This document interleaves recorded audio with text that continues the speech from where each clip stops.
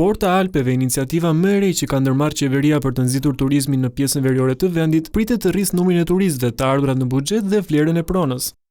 Ne gjykojmë që mund të ketë edhe një efekt shtesë prej 2% të tjera për shkak të konektivitetit dhe lidhshmërisë që do përmirësoj ky projekt, një rritje prej gati 10% mesatarisht për vizitor dhe kjo do të siguronte gati 15 deri 20 milion euro të ardhurar në vit shtesë nga zhvillimi i këtij projekti, duke u shoqëruar gjithashtu edhe me një rritje prej 10.5 deri në 15% të vlerës së pronës. Projekti që do të shërbejë si një korridor blu midis Bregdetit dhe veriut të Shqipërisë pritet të nisë së shpejti. Në Komisionin e Bujqësisë është diskutuar dhe mënyra financimit të kësaj iniciative me një fond total prej 100 milion euro.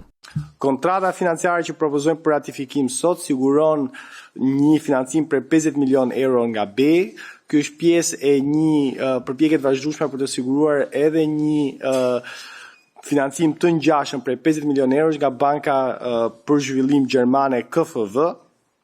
Dhe investimi që kjo paket financiare synon të mbështesë është një përmirësim i ndjeshëm i infrastrukturës dhe shërbimeve bazë në 3 bashki të rëndësishme veriore në Shkodër, Lezhë dhe Malësi të Madhe.